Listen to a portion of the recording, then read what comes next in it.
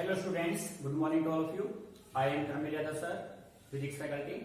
Dear student, अगर आपने हमारे YouTube channel physics with Tanmay Yadav sir को सब्सक्राइब नहीं किया है तो सब्सक्राइब कर लीजिए, जिससे कि बेटे कोई भी वीडियो हम अपलोड करेंगे तो आपको इजीली वो अवेलेबल हो जाएगी. इसके बाद बेटे आप जो भी हम वीडियो अपलोड करते हैं उसको लाइक, सब्सक्राइब और शेयर जरूर कीजिए, ठीक है, जिससे ज्यादा से ज्यादा बच्चों को इसका बेनिफिट मिल सके. So dear student, in our previous lecture we discuss about vectors. In vectors we study Lami's theorem. In our today lecture we discuss about our new topic, rectangular component of vector in a plane and in a space. ठीक है, so let us start our today lecture with our new topic, resolution of a vector. मेरे heading बना लीजिए, resolution of a vector. प्यारे बच्चों, सबसे पहले हम ये समझते हैं कि रिजोल्यूशन मीनिंग क्या होता है. What do mean by resolution. ठीक है भाई, देखिए बेसिकली आप स्टडी करके आए हैं फिजिक्स में कि अपने पास कोई भी एक फिजिकल क्वांटिटी है, आप उसको टू और मोर कंपोनेंट में रिजोल्व कर दो. यानी कि एक सिंगल वेक्टर आपके पास है, ठीक है, या आपके पास टू वेक्टर्स है, उन सिंगल या टू वेक्टर्स को टू से अधिक पार्ट्स में स्प्लिट करना, ब्रेक करना, वो क्या बन जाता है, रिजोल्यूशन ऑफ ए वेक्टर. ठीक है, सो बेटे डेफिनेशन आपका बनेगा splitting of a vector, splitting of a vector in two or more component, two or more component is called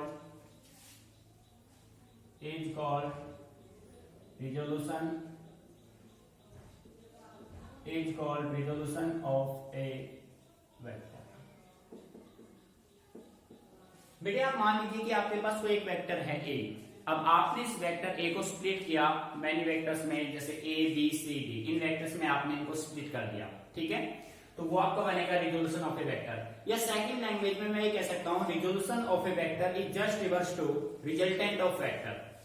बेटे देखो, आपके पास कुछ वेक्टर्स हैं, vector A, vector B, vector C, vector D. अब आप सभी ने इन सभी को कंबाइन किया और vector A plus vector B plus vector C plus vector D. बेटे ये बना आपका resultant of a vector. Resultant में आपने क्या किया, सभी वेक्टर को सम किया, सभी को आपने ऐड किया. ठीक है, अगर हम इसका रिवर्स कर दें, हम इसी का रिवर्स कर दें, हम ऐसा कर लें, देखो आपने क्या किया, a प्लस बी, आपने ऐसा किया a plus B plus C plus D को सबके किसके बराबर मान लिया, r के. r है रिजल्टेंट. ठीक है, अब हम इन सभी को ब्रेक कर दें, इस r को ब्रेक करके हम क्या राइट कर दें, इससे ये बना दें, इससे ये बनाया, 4 से 1 बनाया रिजल्टेंट, 1 से 4 बनाया रिजोल्यूशन.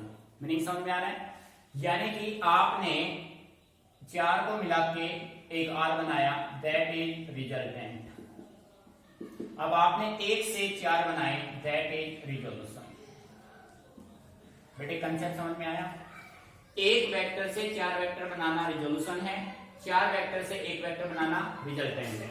एडिशन रिजल्टेंट और उसको डिवाइड कर देना, ब्रेक करना, स्प्लिट करना, क्या होगा, रिजोल्यूशन ऑफ ए वेक्टर. बेटे डेफिनेशन क्लियर.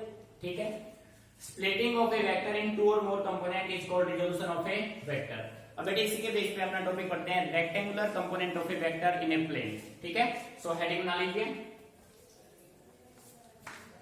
ध्यान समझना भाई. एक वेक्टर से मैनी वेक्टर बनाना रिजोल्यूशन, मैनी से एक बनाना रिजल्टेंट. ठीक है बेटे, नेक्स्ट हेडिंग बनाओ,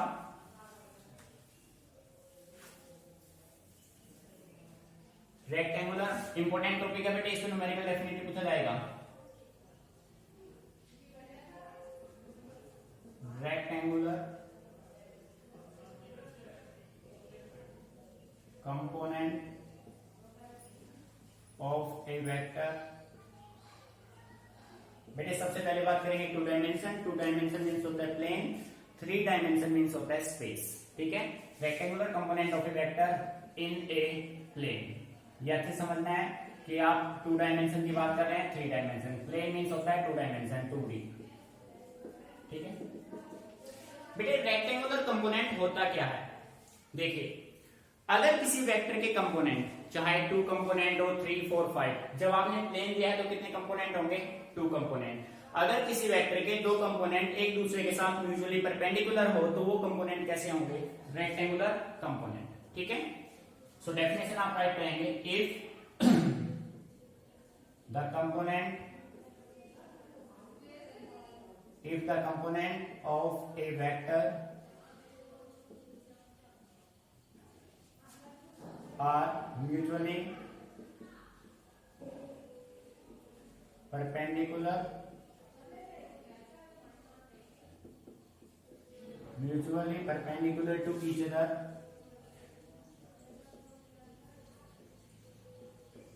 perpendicular to each other, then they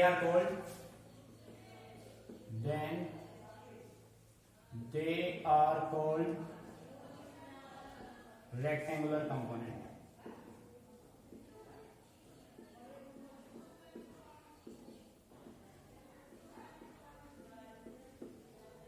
देखो बेटे ध्यान से, हम सिंपल वे में कह सकते हैं if the component of a vector are mutually perpendicular to each other. Plane की बात कर रहे हैं, आपके पास एक कंडीशन है, ये वेक्टर ए ये वेक्टर बी दोनों एक दूसरे के म्यूचुअली परपेंडिकुलर हैं, तो बेटे ये क्या होंगे? Component of a vector. जैसे कि देखो आपने ये कंडीशन मेंटेन किया, ये आपने एक प्लेन बना लिया, Y axis origin X axis, एक प्लेन बना लिया आपने। बेटे इस प्लेन में आपने मान लिया कि आपके पास ये कोई वेक्टर है, इस प्लेन में ये कोई वेक्टर है, वेक्टर ए, मान लिया वेक्टर ए है आपके पास। ठीक है, let us assume that A is a vector making angle theta. बेटे ध्यान से समझना है आपको, A is a vector making angle theta with positive x-axis. Positive x-axis. Then we can say that let A is a vector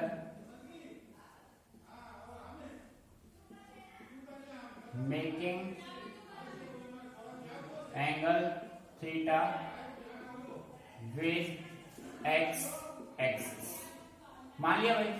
तो बेटे ए को आपने क्या किया, अब हम इस कंपोनेंट ए को रिजोल्व कर देते हैं दो रेक्टेंगुलर कंपोनेंट में। एक कंपोनेंट इसका ये बनेगा, दैट इज ए एक्स, और बेटे एक कंपोनेंट इसका ये बनेगा, दैट इज ए वाई। आया नहीं समझ में? और ये कंपोनेंट आपके पास ऐसे बन जाएगा। बेटे आ रहा है नहीं समझ में? किसी को कोई प्रॉब्लम? अच्छे से क्लियर? तो रेक्टेंगुलर एक रेक्टेंगल बन गया ना भाई, रेक्टेंगुलर कंपोनेंट बन गया। ठीक है, सो आप ये कह सकते हैं AX and AY are rectangular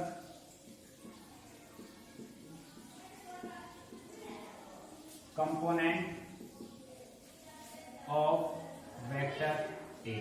ठीक है, तो बेटे आप ये कह सकते हैं ए vector A equal to vector A X plus vector A Y.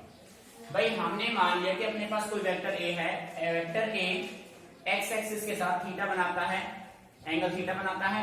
So A x हो गया हॉरिजॉन्टल कंपोनेंट, ए वाई हो गया वर्टिकल कंपोनेंट। यानी कि वेक्टर ए को दो रेक्टेंगुलर कंपोनेंट में आपने रिजोल्व किया, ए एक्स और ए वाई में। मीनिंग समझ में आ रहा है? ठीक है, ए हो गया X plus A Y. Now from figure बेटे ध्यान दीजिए, थीटा जिसके साथ बनेगा वो बेस होगा, ये बच गया परपेंडिकुलर और ये हो गया आपका हाइपोटेन्यूस। फ्रॉम फिगर से देखो साइन थीटा कोस थीटा निकालो। बेटे कोस थीटा होता है बेस अपॉन हाइपोटेन्यूस। बेस आपका क्या है? ax, हाइपोटेन्यूस आपका क्या है? वेक्टर ए। मैग्नीट्यूड में डाल दे सकते हो। ठीक है, सो डियर स्टूडेंट यहां से ax की वैल्यू क्या हो जाएगी? ax is equal to vector A cos theta. Meaning समझ में आ गया? इसको मान लीजिए क्वेश्चन नंबर फर्स्ट। सिमिलर यहां पे देखो साइन थीटा, बेटे साइन होता है परपेंडिकुलर अपॉन हाइपोटेन्यूस। ठीक है, परपेंडिकुलर क्या है? A Y, vector A Y upon hypotenuse क्या है, vector A.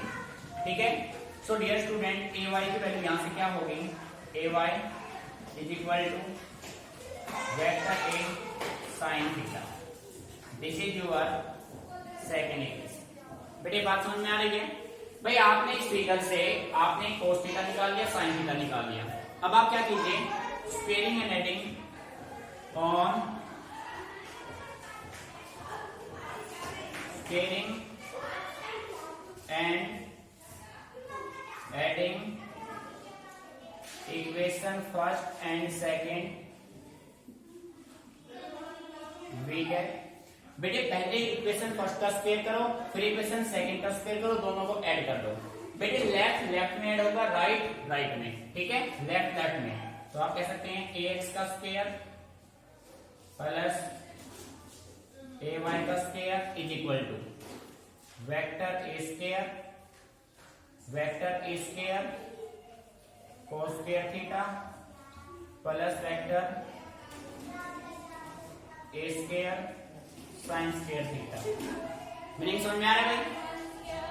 Vector ax square plus vector ay square, बेटे दोनों में से कॉमन क्या आ गया, a स्क्वायर, और sine square theta plus cos square theta identity हो गया, किसके इक्वल हो गया, 1 के। सो आप कह सकते हैं vector a equal to under root ax square plus ay square. बेटे एक बार इसको यहां पे नोट कर लीजिए। ठीक है,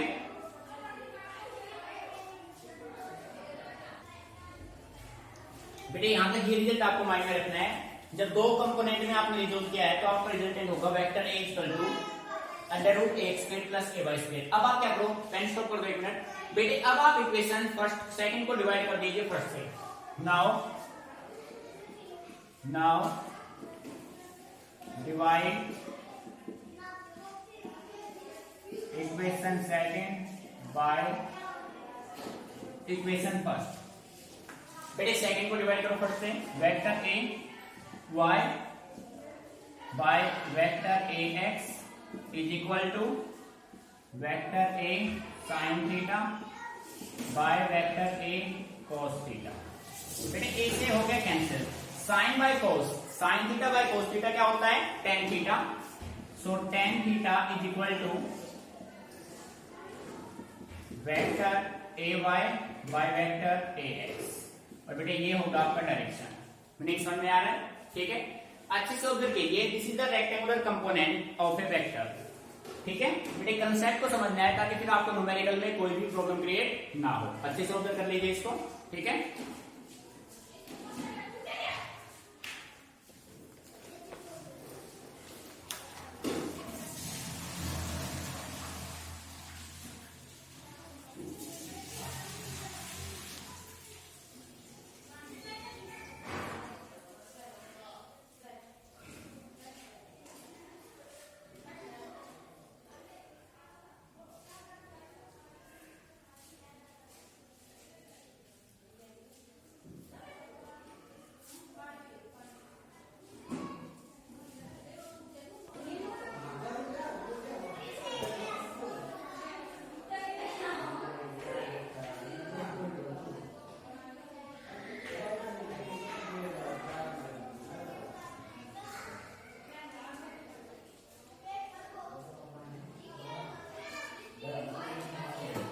so dear student, now we talk about, बेटे ये था प्लेन में 2 डायमेंशन में। प्लेन में होता है 2 डायमेंशन, अब हम बात करेंगे 3 डायमेंशन की। 3 डायमेंशन इन स्पेस में। ठीक है,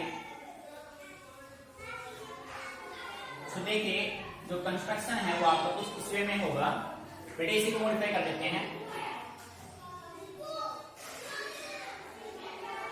इन ए प्लेन को रिप्लेस कर दीजिए और हेडिंग बना लीजिए 3 डायमेंशन इन ए स्पेस। ठीक है, इन ए स्पेस। बेटे स्पेस मीन्स होता है 3 डायमेंशन। क्लियर? ये देखो बेटे इसी को मॉडिफाई कर देते हैं हम। इसी डायग्राम को हम कैसे मॉडिफाई करेंगे वो आप देखो।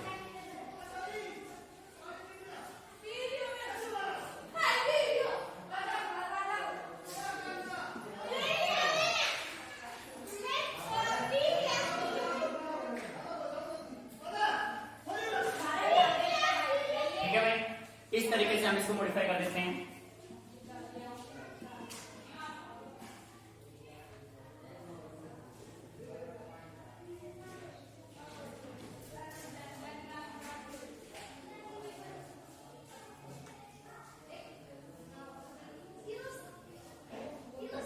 ये देखो बेटे, हो गया ना मॉडिफाई भाई, बन गया बेटे। ये देखिए ये एक्सिस, ये था वेक्टर ए, इस वेक्टर ए को आपने 3 कंपोनेंट में रिजोल्व कर दिया। वेक्टर इसको ax में किया, ये जो कंपोनेंट है आपका, this component is ax, this component is ay and this component is az, या इस कंपोनेंट को आप इधर ले, मेरी समझ में आ रहा है? तो ये az का कंपोनेंट आपने ले लिया। So we can say that we can have, ये बेटे z डायरेक्शन है आपका z, we can have 3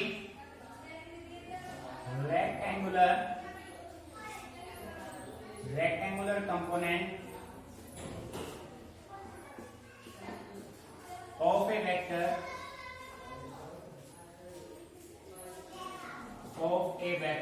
in space। बेटे स्पेस में 3 डायमेंशन, ठीक है भैया, आपको अच्छे से डायग्राम में नजर आ रहा है, ठीक है, मीनिंग समझ में आ रहा है बेटे। इस कंपोनेंट ए को आपने 3 रेक्टेंगुलर कंपोनेंट में रिजोल्व किया, ax, ay एंड az में, ठीक है। Let ax, ay and az are mutually perpendicular to each other,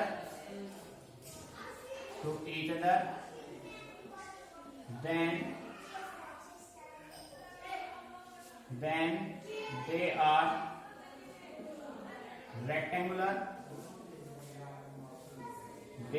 rectangular component of vector A। सो हम ये कह सकते हैं कि vector A is equal to vector ax plus vector ay plus vector az। बेटे कह सकते हैं ना आप आपसे। अब इसके मैग्नीट्यूड को आप डायरेक्टली निकाल सकते हैं, जैसे आपने फाइंड आउट किया है 2 डायमेंशन के लिए। तो बेटे इसका जो मैग्नीट्यूड होगा ना, magnitude of vector A is equal to under root vector ax का स्क्वायर वेक्टर ay का स्क्वायर प्लस वेक्टर az का स्क्वायर। तो बेटे ये आपका होगा फॉर्मूला, ठीक है। न्यूमेरिकल में जब 3 वेक्टर आपके पास 3 कंपोनेंट में जब आप रिजोल्व करेंगे एक सिंगल वेक्टर को, उसका मैग्नीट्यूड का फॉर्मूला आपका ये बनेगा, ठीक है। सो बेटे डायग्राम को अच्छे समझिए, इसको नोट कीजिए, फिर इस पे करते हैं numericals. Clear, note it down.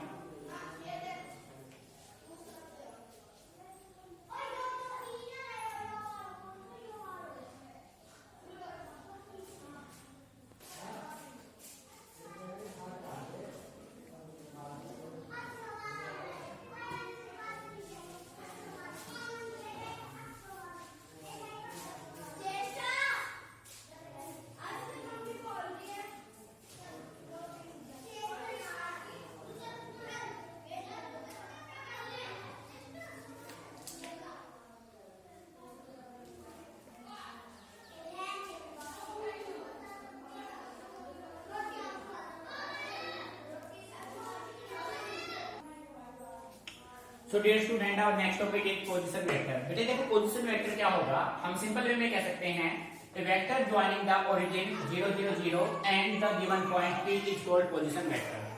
मान लीजिए, देखो भाई आपने ये कंडीशन मेंटेन किया, x axis, y axis, z axis, बेटे तीनों एक्सिस हो गए। अब ये हो गया ओरिजिन। ओरिजिन पे कंडीशन क्या है, x भी 0 है, y भी 0 है, z भी 0 है, हो गया ओरिजिन, ओ हो गया, ठीक है।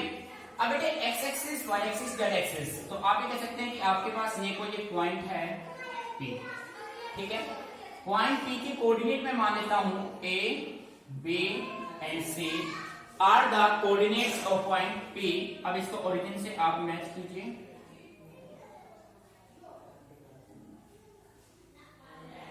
ठीक है। तो बेटे ये जो होगा ना, ये जो कंपोनेंट इसका होगा, इसको आप ऐसे रिप्रेजेंट कर सकते हैं। देखो ये वर्टिकल कंपोनेंट हो गया ए वाई का, ये हो गया ए वाई, ये आपका हो गया ए एक्स, और बेटे ये आपका हो गया ए जेड। मीनिंग समझ में आ रहा है? ये हो गया एक्स एक्सिस, ये हो गया वाई एक्सिस, और ये हो गया Z axis. If A B C are the coordinates of point P, then position vector P किसके बराबर होगा भाई? ओपी के इक्वल होगा। OP equal to A I. बेटे I represent X axis, J represent Y axis, K represent Z axis. A I plus B K plus C K. OP अपना क्या हो जाएगा भाई? ये हो गए तीन कंपोनेंट, स्पेस में आ गए ना, और बेटे स्पेस का रिजल्ट क्या था? Under root A square plus B square plus C square. ठीक है, note it down.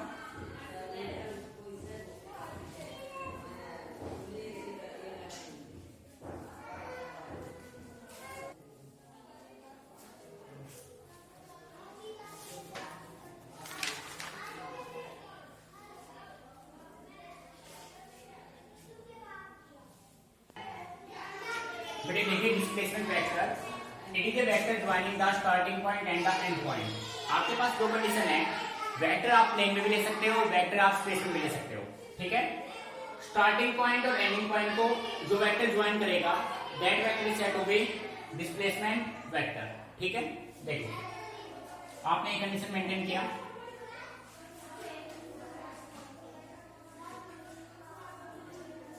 y axis, z axis, x axis. ठीक है बेटे, आपने यहाँ पे ये ओरिजिन हो गया, ओरिजिन से एक पॉइंट मान लिया, ये इसका डिस्प्लेसमेंट वेक्टर ये हो गया r e।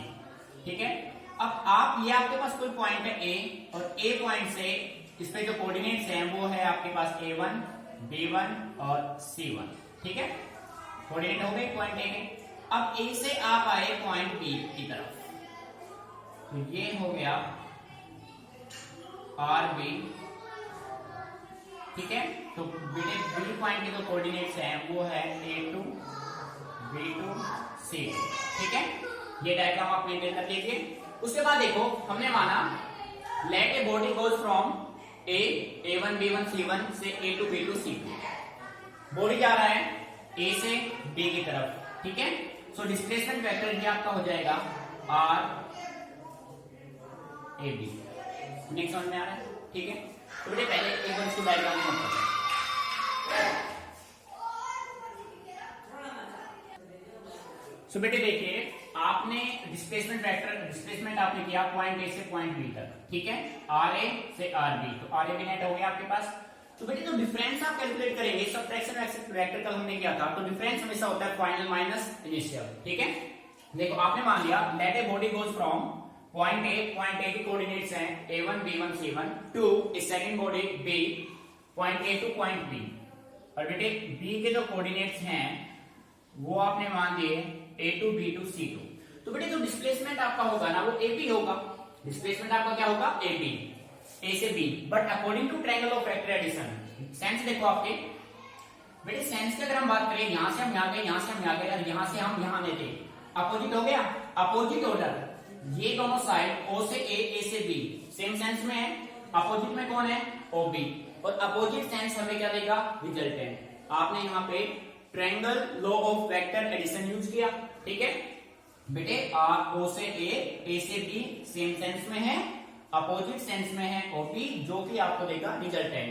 So AB RA plus AB equal to RB, AB हो जाएगा RB minus RA।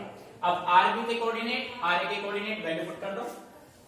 AB is equal to A2I plus B2J plus C2K minus A की coordinate A1I plus B1J plus C1K। ठीक है, so dear student, आप इसके base पे ये कह सकते हैं AB इक्वल टू, इन दोनों को अगर हम चेक करें तो हम यहां से रिजल्ट बना सकते हैं A2 minus A1 vector I plus B2 minus B1 vector J plus C2 minus C1 vector K। अब बेटे इनका निकालना है हमें मैग्नीट्यूड। सो मैग्नीट्यूड जो होगा उसका फॉर्मूला अपने पास क्या होता है, under root a2 minus a1, बेटे आई वेक्टर रिप्लेस हो जाएगा, प्लस b2 माइनस b1 का square plus c2 minus c1 का square. This is your final answer. ठीक है, तो बेटे समझ के करना है तरीके से, चीजों को रटना नहीं है, कंसेप्चुअल वे में आपको चलना है। ठीक है, नोट इट डाउन।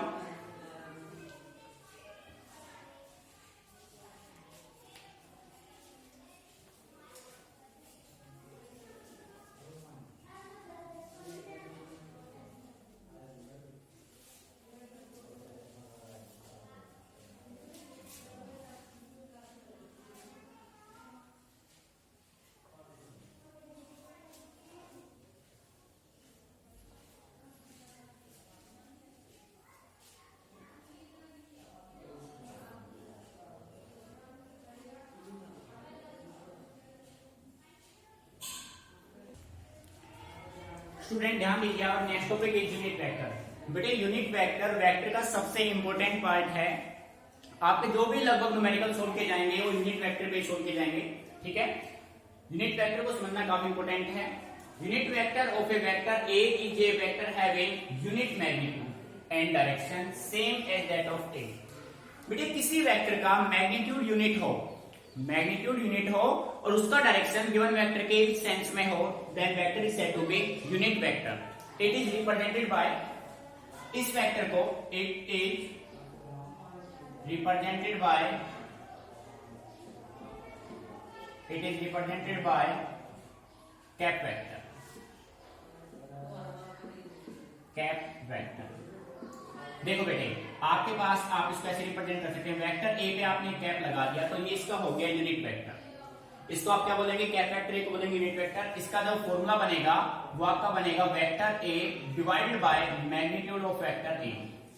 बेटे इन दोनों टर्म में डिफरेंस है, this is only vector A, this may be positive and negative, this is the modulus magnitude of vector A, this is always positive, क्योंकि मॉडुलस से जो भी डाटा बाहर आएगा वो हमेशा क्या बनेगा, पॉजिटिव बनेगा। जैसे कि आप ये कह सकते हैं कि वेक्टर ए आपका होगा A I plus B J plus C K, divide कीजिए under root A square plus B square plus C square. बेटे ये आपका होगा फॉर्मूला।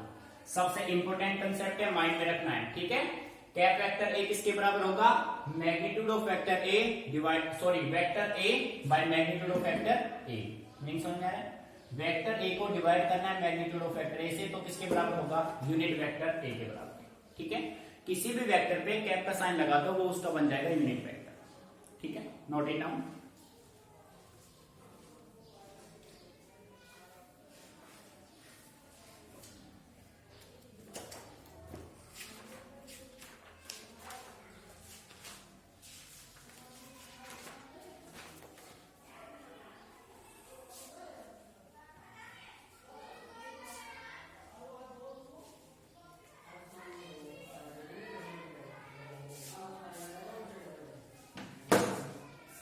बेटे नेक्स्ट टॉपिक अपना है, ध्यान दीजिए, फिर इसका वेक्टर का बेसिक कंप्लीट हो जाएगा, फिर इसमें न्यूमेरिकली हमें अप्लाई करने हैं। ठीक है, बेटे नेक्स्ट है आपका इक्विलिब्रियंट वेक्टर, इक्विलिब्रियंट वेक्टर। इक्विली, बेटे नाम से क्लियर हो रहा है, इक्विली इक्वल करेगा, बैलेंसिंग करेगा, equilibrant balancing. A vector, a vector which balance, a vector which balance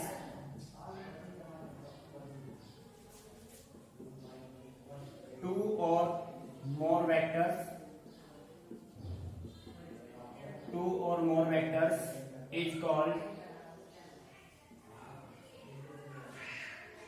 called equilibriant vector। ठीक है बेटे से आओ, और आप ये कह सकते हो it is equal and opposite to the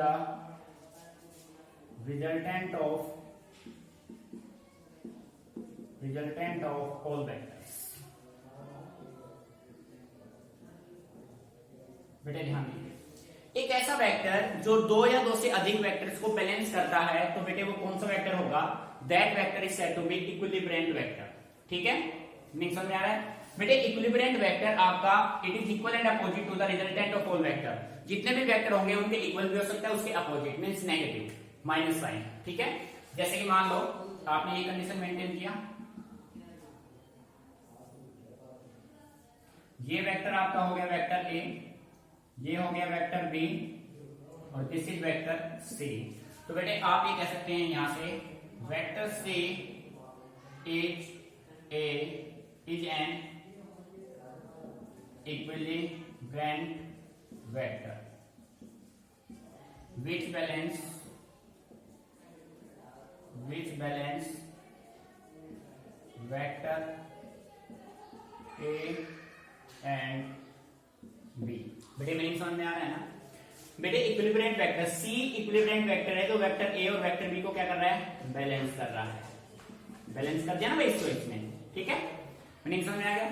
so dear student, vector का बेसिक कंप्लीट हो चुका है। आपको अब कंप्लीट जो भी जहां से हमने वेक्टर स्टार्ट किया था सारे बेसिक्स अच्छे से लर्न करने हैं, माइंड में सेट करने हैं। इसके बाद अब हम न्यूमेरिकल सोल्व करेंगे। और बेटे जब बेसिक आपका क्लियर होगा तो न्यूमेरिकल करते टाइम आपको किसी भी टाइप का कोई प्रॉब्लम नहीं आएगा। ठीक है, तो डियर स्टूडेंट इस सारे टॉपिक कंसेप्ट को अच्छे से समझना है क्लियरली। ठीक है, आज आप सारे अपने जो भी कंसेप्ट है आपके वेक्टर्स में हमने दिए सारे अच्छे से लर्न कर लीजिए, फिर हम इस पे करेंगे न्यूमेरिकल्स। बेटे जब थ्योरेटिकल कंसेप्ट आपका क्लियर होगा ना, तो न्यूमेरिकल में आपको कोई भी प्रॉब्लम नहीं होगी। अगर किसी बच्चे को न्यूमेरिकल पोर्शन में प्रॉब्लम आती है तो उसके पीछे रीजन यही होगा कि उसका बेसिक क्लियर नहीं है, उसने बेसिक कंसेप्ट को अच्छे से नहीं पढ़ा है। ठीक है, तो बेटे मैं आपसे यही कहना चाहूंगा कि जो भी बेसिक्स मैंने आपको दिए हैं सारे बेसिक्स को अच्छे से लर्न कीजिए। उसके बाद आप देखिए कोई भी न्यूमेरिकल आपका नहीं रुकेगा, चाहे वो कॉम्पिटिशन का हो, चाहे वो बोर्ड एग्जाम का हो, कैसा भी। ठीक है।